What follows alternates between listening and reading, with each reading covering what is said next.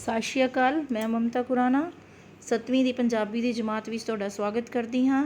ਤੇ ਅੱਜ ਅਸੀਂ ਕਰਾਂਗੇ ਲੈਸਨ ਨੰਬਰ 1 ਦਾ ਬੁੱਕ ਪਾਰਟ। ਤੇ ਇੱਕ ਵਾਰੀ ਮੈਂ ਦੁਬਾਰਾ ਲੈਸਨ ਤੁਹਾਨੂੰ ਪੜ੍ਹਾ ਰਹੀ ਹਾਂ ਸ਼ਾਰਟ ਦੇ ਵਿੱਚ, ਜੋ ਕਿ ਇੱਕ ਕਵਿਤਾ ਹੈ ਜਿਸ ਦਾ ਨਾਮ ਹੈ ਨਹੀਂ ਰੀਸਾਂ ਮੇਰੇ ਦੇਸ਼ ਦੀਆਂ। ਇਸ ਦੇ ਕਵੀ ਹਨ ਗੁਰਦਿਆਲ ਰੋਸ਼ਨ। ਔਰ ਇਸ ਵਿੱਚ ਕਵੀ ਨੇ ਸਾਡੇ ਦੇਸ਼ ਭਾਰਤ ਦੀ ਹਰੇਕ ਚੀਜ਼ ਦੀ ਸਿਫਤ ਕੀਤੀ ਹੈ, ਜਿਵੇਂ ਮੌਸਮ, ਰੁੱਤਾਂ, ਦਰਿਆਵਾਂ, ਸਮੁੰਦਰ, ਅੰਬਰ ਆਦਿ ਸਭ ਦੀ। ਔਰ ਅੱਗੇ ਦੱਸਿਆ ਹੈ ਕਿ ਇਹ ਚੰਦਰਮਾ ਤੱਕ ਵੀ ਪਹੁੰਚ ਚੁੱਕਿਆ ਹੈ ਅਤੇ ਇਸ ਕੋਲੋਂ ਦੁਨੀਆ ਨੇ ਬਹੁਤ ਕੁਝ ਸਿੱਖਿਆ ਵੀ ਹੈ। ਆਓ ਕਵਿਤਾ ਪੜ੍ਹੀਏ। ਸੋਹਣੇ ਮੌਸਮ, ਸੋਹਣੀਆਂ ਰੁੱਤਾਂ ਇਸ ਦੇਸ਼ ਦੀਆਂ, ਨਹੀਂ ਰੀਸਾਂ ਮੇਰੇ ਦੇਸ਼ ਦੀਆਂ। ਇਸ ਵਿੱਚ ਕਲ ਕਲ ਕਰਦੇ ਦਰਿਆ ਵਹਿੰਦੇ ਨੇ, ਇਸ ਦੇ ਸਾਗਰ ਅੰਬਰ ਨੂੰ ਕੁਝ ਕਹਿੰਦੇ ਨੇ। ਪਿਆਰ ਕਰਨ ਇਸ ਨੂੰ ਕੂੰਜਾਂ ਪਰਦੇਸ ਦੀਆਂ, ਨਹੀਂ ਰੀਸਾਂ ਮੇਰੇ ਦੇਸ਼ ਦੀਆਂ। ਇਸ ਵਿੱਚ ਕਵੀ ਗੁਰਦਿਆਲ ਰੋਸ਼ਨ ਕਹਿੰਦੇ ਹਨ ਕਿ ਮੇਰੇ ਦੇਸ਼ ਦੀਆਂ ਜੋ ਰੁੱਤਾਂ ਨੇ ਉਹ ਬੜੀਆਂ ਸੋਹਣੀਆਂ ਨੇ ਅਤੇ ਮੌਸਮ ਨੇ, ਇਸ ਕਰਕੇ ਮੇਰੇ ਦੇਸ਼ ਦੀ ਜੋ ਰੀਸ ਹੈ ਉਹ ਕੋਈ ਨਹੀਂ ਕਰ ਸਕਦਾ, ਕੋਈ ਵੀ ਨਹੀਂ ਕਰ ਸਕਦਾ ਇਸ ਦੇਸ਼ ਦੀ ਰੀਸ, ਭਾਰਤ ਦੀ। ਇਸ ਵਿੱਚ ਕਲ ਕਲ ਕਰਦੇ ਦਰਿਆ ਵਹਿੰਦੇ ਨੇ, ਇੱਥੋਂ ਦੇ ਦਰਿਆ ਇੰਝ ਲੱਗਦੇ ਨੇ ਜਿਵੇਂ ਸ਼ੋਰ ਮਚਾ ਰਹੇ ਹੋਣ, ਅਤੇ ਇੱਥੋਂ ਦੇ ਸਾਗਰ ਇਸ ਤਰ੍ਹਾਂ ਲੱਗਦੇ ਨੇ ਜਿਵੇਂ ਅਸਮਾਨ ਨੂੰ ਕੁਝ ਕਹਿ ਰਹੇ ਹੋਣ। ਪਿਆਰ ਕਰਨ ਇਸ ਨੂੰ ਕੂੰਜਾਂ ਪਰਦੇਸ ਦੀਆਂ। ਕੂੰਜ ਇੱਕ ਪੰਛੀ ਹੁੰਦਾ ਹੈ ਜੋ ਕੀ ਹੈ ਮੌਸਮ ਬਦਲਣ 'ਤੇ ਪਰਦੇਸ ਤੋਂ ਵੀ ਆ ਕੇ ਪਰਦੇਸ ਤੋਂ ਇੱਥੇ ਆਉਂਦਾ ਹੈ ਮੌਸਮ ਚੇਂਜ ਹੋਣ 'ਤੇ। ਤਾਂ ਇਸ ਕਰਕੇ ਕਿਹਾ ਗਿਆ ਹੈ ਕਿ ਇੱਥੇ ਦੇ ਜੋ ਹੈ ਸਾਡੇ ਦੇਸ਼ ਨੂੰ ਕੂੰਜਾਂ ਵੀ ਪਰਦੇਸ ਦੀਆਂ ਪਿਆਰ ਕਰਦੀਆਂ ਹਨ। ਨਹੀਂ ਰੀਸਾਂ ਮੇਰੇ ਦੇਸ਼ ਦੀਆਂ, ਮੇਰੇ ਦੇਸ਼ ਦੀ ਰੀਸ ਕੋਈ ਨਹੀਂ ਕਰ ਸਕਦਾ। ਇਸ ਦੇ ਪਰਬਤ ਮਹਿਕਾਂ ਵੰਡਣ ਪਿਆਰ ਦੀਆਂ, ਇਸ ਦੇ ਖੇਤਾਂ ਨੂੰ ਨਹਿਰਾਂ ਸ਼ਿੰਗਾਰਦੀਆਂ। ਜੰਗਲ ਗਾਉਂਦੇ ਗੀਤ ਨੇ ਧਰਤੀ ਇਸ ਦੀਆਂ, ਨਹੀਂ ਰੀਸਾਂ ਮੇਰੇ ਦੇਸ਼ ਦੀਆਂ। ਇਸ ਵਿੱਚ ਕਵੀ ਕਹਿੰਦਾ ਹੈ ਕਿ ਇੱਥੋਂ ਦੇ ਜੋ ਪਰਬਤ ਨੇ, ਪਹਾੜ ਨੇ, ਉਹ ਪਿਆਰ ਦੀਆਂ ਮਹਿਕਾਂ ਵੰਡਦੇ ਨੇ, ਇੰਝ ਲੱਗਦਾ ਹੈ ਜਿਵੇਂ ਪਿਆਰ ਵੰਡ ਰਹੇ ਹੋਣ। ਇੱਥੋਂ ਦੇ ਖੇਤਾਂ ਨੂੰ ਨਹਿਰਾਂ ਜੋ ਨੇ ਉਹ ਸ਼ਿੰਗਾਰਦੀਆਂ ਨੇ, ਕਿਉਂਕਿ ਨਹਿਰਾਂ ਨਾਲ ਹੀ ਸਿੰਚਾਈ ਕੀਤੀ ਜਾਂਦੀ ਹੈ ਅਤੇ ਫਸਲਾਂ ਉੱਗਦੀਆਂ ਹਨ। ਜੰਗਲ ਗਾਉਂਦੇ ਗੀਤ ਨੇ ਧਰਤੀ ਇਸ ਦੀਆਂ, ਇਸ ਧਰਤੀ ਦੇ ਗੀਤ ਜੰਗਲ ਵੀ ਗਾਉਂਦੇ ਹਨ, ਕਿਉਂਕਿ ਇੱਥੇ ਜੰਗਲੀ ਇਲਾਕੇ ਵੀ ਹਨ ਅਤੇ ਇਸ ਤਰ੍ਹਾਂ ਲੱਗਦੇ ਹਨ ਜਿਵੇਂ ਉਹ ਗੀਤ ਗਾ ਰਹੇ ਹੋਣ। ਨਹੀਂ ਰੀਸਾਂ ਮੇਰੇ ਦੇਸ਼ ਦੀਆਂ, ਇਸ ਕਰਕੇ ਮੇਰੇ ਦੇਸ਼ ਭਾਰਤ ਦੀ ਰੀਸ ਕੋਈ ਵੀ ਨਹੀਂ ਕਰ ਸਕਦਾ। ਇਸਨੇ ਜੀਣਾ ਦੁਨੀਆ ਤਾਈਂ ਸਿਖਾਇਆ ਹੈ, ਇਸਨੇ ਜਾ ਕੇ ਚੰਦ ਨੂੰ ਵੀ ਹੱਥ ਲਾਇਆ ਹੈ। ਹੁਣ ਨਾ ਗੱਲਾਂ ਰਹੀਆਂ ਬਾਲ ਵਰੇਸ ਦੀਆਂ, ਨਹੀਂ ਰੀਸਾਂ ਮੇਰੇ ਦੇਸ਼ ਦੀਆਂ।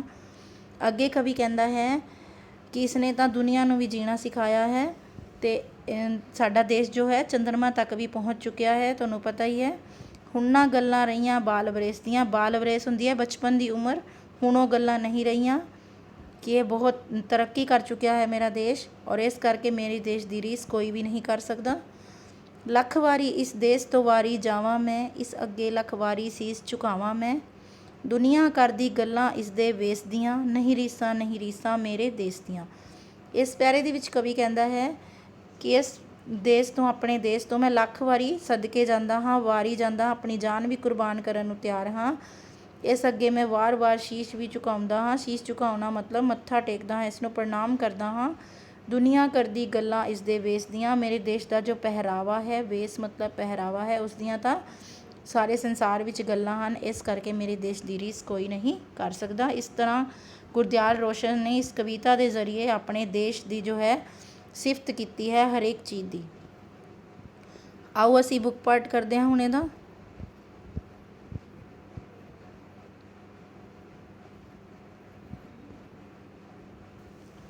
ਦੇਸ਼ ਦੀਆਂ ਰੁੱਤਾਂ ਕਿਹੋ ਜਿਹੀਆਂ ਹੁੰਦੀਆਂ ਹਨ, ਤਾਂ ਇਹਦਾ ਆਨਸਰ ਹੈ ਸੋਹਣੀਆਂ।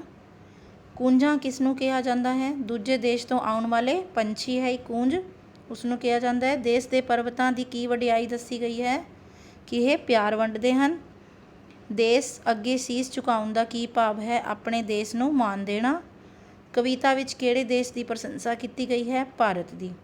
ਇਹ ਬੁੱਕ ਦੇ ਉੱਪਰ ਹੀ ਲਿਖਣੇ ਹਨ ਤੁਸੀਂ ਆਨਸਰ ਸ਼ਾਰਟ ਦੇ ਵਿੱਚ, ਉਸ ਤੋਂ ਅਗਲੇ ਕੁਐਸਚਨ ਜੋ ਨੇ ਉਹ ਨਹੀਂ ਕਰਨੇ ਤੁਸੀਂ। ਉਸ ਤੋਂ ਬਾਅਦ ਅਸੀਂ ਕਰਾਂਗੇ ਬਹੁ ਵਿਕਲਪੀ ਪ੍ਰਸ਼ਨ, ਠੀਕ ਹੈ, ਜਿਹਨੂੰ ਤੁਸੀਂ MCQ ਕਹਿੰਦੇ ਹੋ। ਇਹ ਹੈ ਸਾਡਾ ਕੁਐਸਚਨ ਨੰਬਰ 4। ਮੇਰੇ ਦੇਸ਼ ਦੀਆਂ ਰੁੱਤਾਂ ਕਿਹੋ ਜਿਹੀਆਂ ਹਨ? ਤਾਂ ਇਹਦਾ ਆਨਸਰ ਹੈ ਸੋਹਣੀਆਂ। ਇਸ ਵਿੱਚ ਕਲ ਕਲ ਕਰਦੇ ਕੀ ਵਹਿੰਦੇ ਹਨ? ਦਰਿਆ। ਮੇਰੇ ਦੇਸ਼ ਦੇ ਖੇਤਾਂ ਨੂੰ ਕੌਣ ਸ਼ਿੰਗਾਰਦਾ ਹੈ? ਨਹਿਰਾਂ। ਮੇਰੇ ਦੇਸ਼ ਵਾਸੀਆਂ ਦੀ ਪਹੁੰਚ ਕਿੱਥੋਂ ਤੱਕ ਹੋ ਚੁੱਕੀ ਹੈ? ਚੰਦਰਮਾ ਤੱਕ। ਦੁਨੀਆ ਮੇਰੇ ਦੇਸ਼ ਦੀ ਕਿਹੜੀ ਚੀਜ਼ ਦੀ ਸਿਫਤ ਕਰਦੀ ਹੈ? ਪਹਿਰਾਵੇ ਦੀ। ਵਾਕਾਂ ਵਿੱਚ ਵਰਤੋ। ਵਾਕ ਤੁਸੀਂ ਆਪਣੇ ਆਪ ਬਣਾ ਸਕਦੇ ਹੋ ਅਤੇ ਇੱਕ ਸਟੈਂਜਾ ਦਿੱਤਾ ਹੋਇਆ ਹੈ, ਇਸ ਨੂੰ ਵੀ ਤੁਸੀਂ ਆਪਣੇ ਆਪ ਕਰਨਾ ਹੈ। ਔਰ ਇਹਦੇ ਵਿੱਚ ਇੱਕ ਕੁਐਸਚਨ ਹੋਰ ਜੋੜ ਲੈਣਾ, 4 ਕੁਐਸਚਨ ਬਣਾ ਲੈਣਾ। ਚੌਥਾ ਕੁਐਸਚਨ ਇਹ ਬਣਾਓਗੇ ਕਿ ਇਸ ਪੈਰੇ ਦੇ ਕਵੀ ਅਤੇ ਕਵਿਤਾ ਦਾ ਨਾਂ ਦੱਸੋ। ਠੀਕ ਹੈ, ਕਵੀ ਅਤੇ ਕਵਿਤਾ ਦਾ ਨਾਮ ਤੁਹਾਨੂੰ ਪਤਾ ਹੀ ਹੈ, ਅਤੇ ਇਹਨਾਂ ਕੁਐਸਚਨਾਂ ਦੇ ਆਨਸਰ ਤੁਸੀਂ ਪੈਰੇ ਵਿੱਚੋਂ ਲੱਭ ਕੇ ਲਿਖਣੇ ਹਨ। ਅੱਗੇ ਹਨ ਸਮਾਨ ਲੈ ਵਾਲੇ ਸ਼ਬਦ, 3 ਸ਼ਬਦ ਲਿਖਣੇ ਸਮਾਨ ਲੈ ਵਾਲੇ। ਸਾਈਨੋਨਿਮਸ, ਰੀਸ ਦਾ ਉਹਨਾਂ ਨੇ ਕੀਤਾ ਹੋਇਆ ਫੀਸ, ਚੀਜ਼, ਤੀਸ। ਇਸੇ ਤਰ੍ਹਾਂ ਅਸੀਂ ਵੇਸ ਦਾ ਬਣਾਵਾਂਗੇ। ਵੇਸ ਦਾ ਬਣਾਵਾਂਗੇ ਦੇਸ, ਕੇਸ ਅਤੇ ਰੇਸ। ਕਹਿੰਦੇ ਦਾ ਬਣਾਵਾਂਗੇ ਰਹਿੰਦੇ, ਸਹਿੰਦੇ, ਬਹਿੰਦੇ। ਔਰ ਪਿਆਰ ਦਾ ਬਣਾਵਾਂਗੇ ਤਿਆਰ, ਸਿਆਰ ਔਰ ਕਿਆਰ। ਠੀਕ ਹੈ, ਅਗਲਾ ਪੇਜ। ਵਚਨ ਬਦਲੀ ਕਰੋ। ਹੁਣ ਵਿਆਕਰਨ ਦਾ ਕੰਮ ਹੈ, ਲੈਸਨ ਨਾਲ ਰਿਲੇਟਿਡ ਹੈ ਇਹ। ਮੇਰਾ ਦੇਸ਼ ਬਹੁਤ ਸੋਹਣਾ ਹੈ, ਸਾਡੇ ਦੇਸ਼ ਬਹੁਤ ਸੋਹਣੇ ਹਨ। ਪੂਰੀ ਲਾਈਨ ਦਾ ਵਚਨ ਬਦਲਣਾ ਹੈ, ਜਿਹੜੇ ਵਰਡ ਦਾ ਤੁਸੀਂ ਬਦਲ ਸਕਦੇ ਹੋ। ਮੇਰੇ ਦੇਸ਼ ਦੀ ਰੀਸ ਕੋਈ ਨਹੀਂ ਕਰ ਸਕਦਾ, ਸਾਡੇ ਦੇਸ਼ਾਂ ਦੀਆਂ ਰੀਸਾਂ ਕੋਈ ਨਹੀਂ ਕਰ ਸਕਦਾ। ਅੱਗੋਂ ਪੂਰਾ ਕਰ ਲੈਣਾ। ਕੂੰਜ ਉੱਚੀ ਉੱਡੀ ਜਾ ਰਹੀ ਸੀ, ਕੂੰਜਾਂ ਉੱਚੀਆਂ ਉੱਡੀਆਂ ਜਾ ਰਹੀਆਂ ਸਨ। ਸੀ ਦਾ ਸਨ ਬਣਾਉਣਾ ਹੈ। ਸ਼ਹਿਰ ਵਾਲੀ ਨਹਿਰ ਭਰੀ ਪਈ ਹੈ, ਸ਼ਹਿਰਾਂ ਵਾਲੀਆਂ ਨਹਿਰਾਂ ਭਰੀਆਂ ਪਈਆਂ ਹਨ। ਪਈਆਂ ਦੇ ਵਿੱਚ ਬਿਹਾਰੀ ਪਾਣੀ ਹੈ।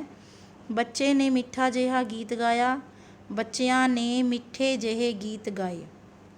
ਠੀਕ ਹੈ, ਉਸ ਤੋਂ ਬਾਅਦ ਹੈ ਸਮਾਨਾਰਥਕ ਸ਼ਬਦ ਚੁਣ ਕੇ ਉਸਦੇ ਉੱਪਰ ਗੋਲਾ ਲਗਾਉਣਾ ਹੈ। ਸਾਗਰ ਦਾ ਸਮਾਨਾਰਥਕ ਦੇਖੋ, ਸਾਗਰ ਨੂੰ ਅਸੀਂ ਹੋਰ ਕੀ ਕਹਿੰਦੇ ਹਾਂ? ਸਮੁੰਦਰ। ਅਸਮਾਨ ਨੂੰ ਅਸੀਂ ਕਹਿੰਦੇ ਹਾਂ ਅੰਬਰ। ਬਾਹਰ ਨੂੰ ਪਰਦੇਸ, ਯਾਨੀ ਕਿ ਵਿਦੇਸ਼ ਨਹੀਂ, ਪਰਦੇਸ, ਦੂਸਰਾ ਦੇਸ਼, ਪਰਾਇਆ ਦੇਸ਼। ਪਰਬਤ ਨੂੰ ਪਹਾੜ ਔਰ ਸੀਸ ਨੂੰ ਸਿਰ। ਠੀਕ ਹੈ, ਆਈ ਹੋਪ ਤੁਹਾਨੂੰ ਬੁੱਕ ਪਾਰਟ ਸਮਝ ਆ ਰਿਹਾ ਹੈ ਔਰ ਕਵਿਤਾ ਵੀ ਸਮਝ ਆ ਗਈ ਹੋਏਗੀ। ਤਾਂ ਕੱਲ੍ਹ ਅਸੀਂ ਕਰਾਂਗੇ ਲੈਸਨ ਨੰਬਰ 2 ਦਾ ਬੁੱਕ ਪਾਰਟ। ਤਾਂ ਇਸ ਕਰਕੇ ਸਾਰੇ ਬੱਚੇ ਇੱਕ ਵਾਰੀ ਲੈਸਨ ਨੰਬਰ 2 ਨੂੰ ਦੁਬਾਰਾ ਪੜ੍ਹ ਲੈਣਾ, ਅਤੇ ਮੈਂ ਵੀ ਇੱਕ ਵਾਰੀ ਸ਼ੋਰਟ ਦੇ ਵਿੱਚ ਤੁਹਾਨੂੰ ਦੁਬਾਰਾ ਪੜ੍ਹਾਵਾਂਗੀ। ਧੰਨਵਾਦ।